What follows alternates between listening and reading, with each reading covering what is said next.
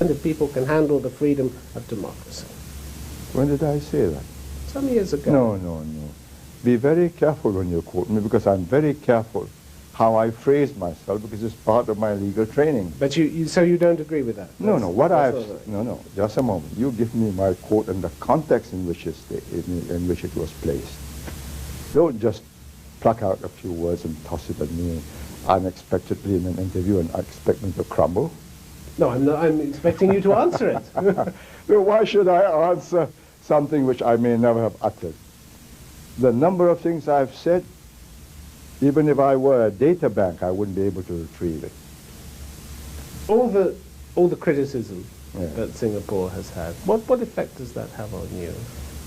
Well, do you mind it? It's part of life. I read it. Sometimes I take note of it. I improve. Look at Singapore. Would anybody be interested in Singapore if it were a failure? What about PAP? What about the opposition party? They're not particularly happy with it. Singapore, they call it. They get a chance every 4 to 5 years. They get a chance every meeting of Parliament. The cameras are there. Who's the ball?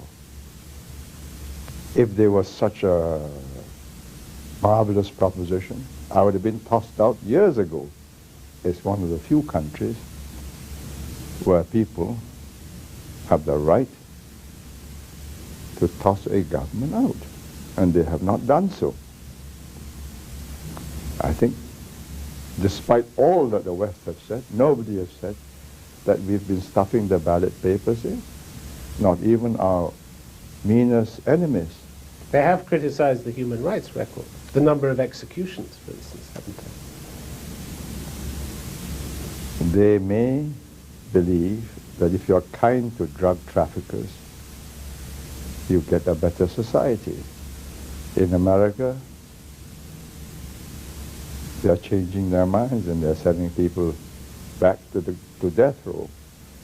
In Singapore, before you land, the air hostess or the steward will announce that there are very heavy penalties if you're found with more than a stated number of grams of certain prohibited drugs. And if you still come in with a few kilos of them, which will destroy hundreds, thousands of families, one death is too kind, because you are killing that family every day for years and years and years, that a daughter or a son is an addict. But the per capita rate of executions in Singapore is much higher than in the United States. Have you worked it out? According to Amnesty International. Have they worked it out accurately? Per capita of what? Per capita of drug traffickers or per capita of population of Singapore?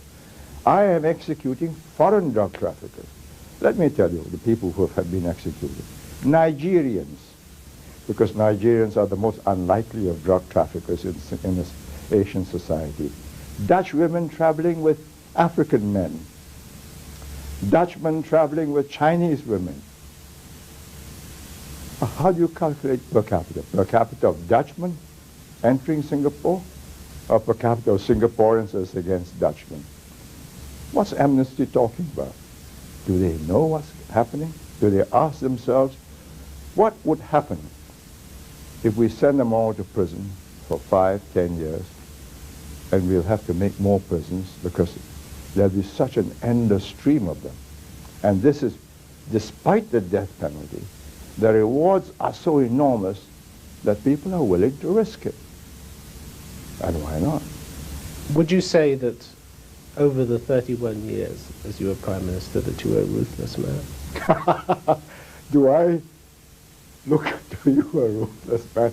Here I am being pilloried, excoriated, by who? Abused by you. Merely asked questions, I thought. No, but every one of them is barbed and loaded, darts with a bit of arsenic in it. I'd like to think that you were given a chance to answer any question that was put to you, no? Oh, that's what I'm offering myself for, isn't it? But if I were a ruthless man, I would get you into a corner and say, now, let me ask you some questions. Why do you start with the assumption that your interviewee is always dumb and that you are smarter than him?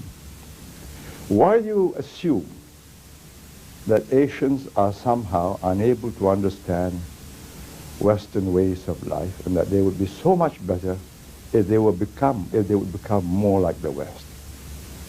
Do you think that's the attitude of people, Westerners, that you talk to? Western interviewers, yes. But not all Westerners, because I've got many Western friends who know me very well, and we cease to look at each other as Easterners or Westerners. But when I meet an interviewer in a formal setting such as this, that's the assumption. Lee Kuan Yew, what does the future hold for you? What ambitions do you have? At 74, I don't talk anymore of ambitions. I've either done what I could have done, or I'm hardly likely to do it now. What I have done, I'm not ashamed of. What do I expect to do with myself for the rest of time? Have pleasant conversations with people like you.